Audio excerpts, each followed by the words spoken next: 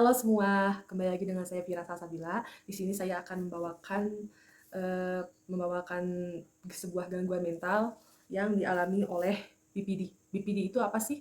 BPD itu adalah Borderline Personality Disorder. Personality Disorder itu adalah gangguan kepribadian ambang. Gangguan kepribadian ambang itu merupakan suatu gangguan mental yang dialami oleh seseorang yang sangat sulit mengontrol emosi dan perasaan.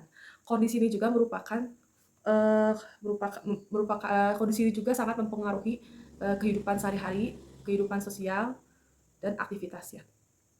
Contohnya, seperti sulit untuk bergaul, ketika di saat masa fase down, sulit berkomunikasi, dan ketika lagi dalam fase down dia sangat marah, mengontrol emosinya, terus tidak stabil dalam menghadapi situasi, sangat stabil dan tidak stabil juga dalam menghadapi situasi maupun, dalam kehidupan sehari-hari. Nah, terus, ketika mood-nya turun, dia akan sangat depresi ya.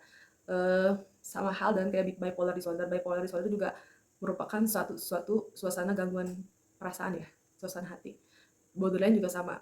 Jadi bipolar dan borderline itu memiliki ciri-ciri yang sama ya. Hanya bedanya kalau borderline itu, dia bisa jauh dari siapapun. Maksudnya dia sangat terikat dengan seseorang, dia sangat terikat dengan siapapun. Jika ada hal seseorang yang menyakiti atau misalkan meninggalkan, dia akan merasakan putus asa dan tidak berguna. Maka akan mengalami, akan mengalami hal yang tidak diinginkan, yaitu bunuh diri ya. Nah, ketika mood-nya naik, dia sangat senang dan mengeluarkan ekspresi dia, bakat dia yang misalkan dia suka melukis, dia melukis tidak ada lelah, bahkan atau misalkan dia menyanyi, dia suka menyanyi, dia tanpa lelah melakukan sesuatu hal, dan itu juga dan itu juga dialami oleh gangguan borderline, ya. Sama dengan bipolar. Cuman bedanya ya yang tadi aku jelaskan, kalau borderline itu sangat tergantung kepada orang lain dan, tidak mau diabaikan. Nah, seperti itu. Dan borderline juga ketika ketika lagi manik, dia sangat percaya diri lebih tinggi ya, sama kayak bipolar.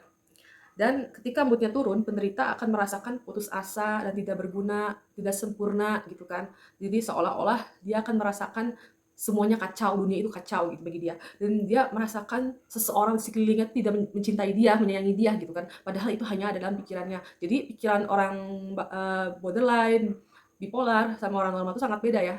Jadi kalau borderline itu lebih ke perasaan dan pikiran ya, kalau bipolar lebih ke suasana hati. Jadi pikirannya si borderline ini tuh, kalau lagi turun seolah-olah mereka tuh menjauhi dia gitu, seolah-olah mereka tuh kayak nggak suka sama dia gitu, atau misalkan menjauhi dia padahal itu hanya ada pikirannya.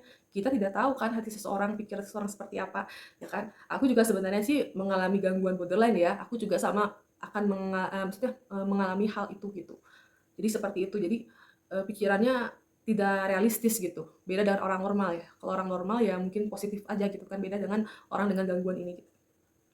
Terus emosinya juga tidak stabil, pecah-pecahin barang, terus melakukan hal-hal nekat di luar itu, kayak menyakiti diri sendiri, menyayangi diri sendiri. Mohon maaf ini contohnya seperti saya juga mengalami borderline, kadang-kadang cutting off kalau misalkan lagi benar-benar depresi, saya juga tuh cutting off tuh. Ya, jadi, buat buat para Anda yang misalkan merasakan hal yang sama dengan saya, mohon jangan cutting off untuk melakukan hal bodoh seperti ini tuh. Terus, merasakan, misalnya merasakan hidup itu dibanding-bandingin dengan orang lain gitu. "Ih, hidup saya mah begini," gitu. "Kok beda dengan yang lain ya? Yang lain enak-enak aja, kok hidup saya seperti ini ya? Kok hidup saya seperti ini ya?" Terus dia memikirkan hal-hal yang tidak penting gitu kan. Dan, cemas berlebih gitu. Karena saking membanding-bandingkan hidup dia dengan orang lain, dia sangat cemas, jadi berlebihan gitu. Terus putus asa, terus sulit menjalin hubungan sosial. Jadi ketika down, dia sangat sulit menjalin hubungan sosial. Jadi kalau menjalin kehidupan sosial pun di saat fase down, dia akan marah gitu kan. Marahnya tuh tidak terkendali, padahal masalah sepele tapi jadi besar gitu kan. Seperti itu. Terus, hubungan dengan kekasih juga bisa jadi, karena faktor dia mungkin sibuk, terus seolah-olah kekasihnya tuh kayak menjauhkan gitu, seolah tuh kayak melupakan gitu.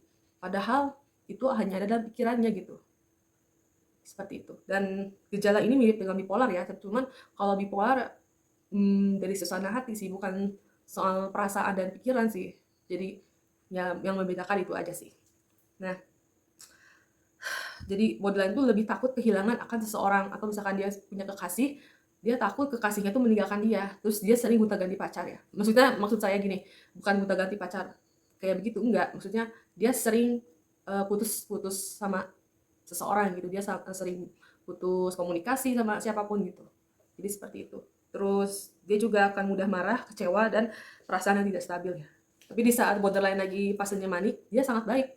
Bahkan kebaikan dia tuh sering banget dibodohi oleh orang-orang normal gitu. Tapi ya, ini memang fakta. Terus gangguan ini juga dialami pada saat masih kecil, remaja maupun dewasa ya.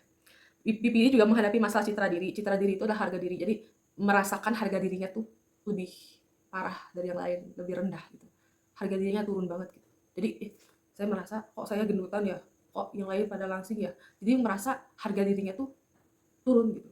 Nah, seperti itu. Terus kesulitan mengelola emosi, suasana hati dan hubungan sosial yang tidak stabil gitu. Jadi naik turun gitu, nggak stabil. Terus pemicunya juga dapat merasakan takut akan sendirian, merasa tidak diterima, merasa cemas, marah berlebih, terus ya bahkan mereka cenderung menyakiti diri sendiri ketika lagi ada masalah. Mau itu masalah faktor ekonomi, masalah putus cinta, masalah keluarga, masalah apapun itu, masalah dengan teman, mereka akan sangat menyakiti diri sendiri, bahkan merencanakan bunuh diri gitu. Faktor risiko pada BPD, faktor risiko pada borderline itu, risiko ini juga diturunkan oleh seseorang yang beresiko mengalami gangguan jiwa seperti BPD. Nah, bisa jadi diturunkan pada orang tua, ayah atau ibu, atau misalkan keluarga dari ayah, atau kakak-kakak, adik-adik dari ayah, saudara ayah, atau dari ibu, keluarga ibu, atau dari saudara-saudara sanak ibu, ataupun dari uh, leluhur mungkin ya. Kita tidak tahu, mungkin ada faktor gangguan jiwa juga dari turun-temurun, itu pasti ada gitu. Nah, bisa juga disebabkan oleh trauma masa kecil. Jadi bukan hanya dari turunan saja, mungkin bisa jadi faktor dari masa kecil dia yang sangat tragis seperti pelecehan seksual, kekerasan verbal, kekerasan fisik, terus bullying. Nah, bullying ini sangat berbahaya nih, sangat berbahaya. Sama kayak dengan pelecehan seksual, ini sangat berbahaya karena faktornya tuh sangat mempengaruhi lebih besar daripada uh, kekerasan fisik ya, daripada kekerasan verbal ya. Kalau kekerasan verbal masih bisa lah, kalau udah pelecehan seksual, bullying itu lebih parah banget guys. Jadi benar-benar harus ditangani, itu lebih harus ditangani lebih kuat gitu. Atau ada saudara, ibu, misalkan keluarga yang harus mendukung dia untuk selalu sembuh, selalu bangkit gitu. Jadi nggak boleh dibiarin. Ini harus benar-benar kita yang harus merangkul dia yang memiliki gangguan jiwa gitu kan. Jadi seperti itu sih intinya. Kalau menurut saya ya, yang memiliki gangguan jiwa tuh kita tuh harus merangkul gitu. Gak boleh kita lepaskan. Kalau kita lepaskan, dia akan seperti jadi nanti keenakan, terus hura-hura, dan akhirnya apa? Dia bisa jadi gila. Nah, seperti itu.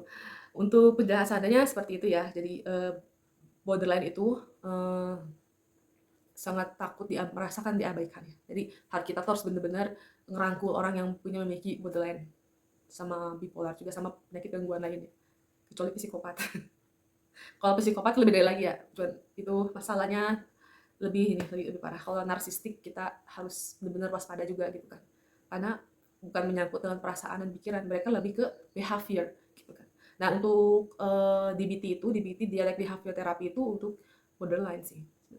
Cuman kalau di Tasik, di daerah saya nggak ada DBT, nggak ada. Adanya juga ya psikiater biasa. Cuman saya sarankan untuk pengobatan terapi khusus bagi yang punya penyakit bipolar, depresi, anxiety, borderline, itu harus ditangani ke psikolog atau psikiater yang memiliki terapi DBT, dialek behavior disorder. Oke.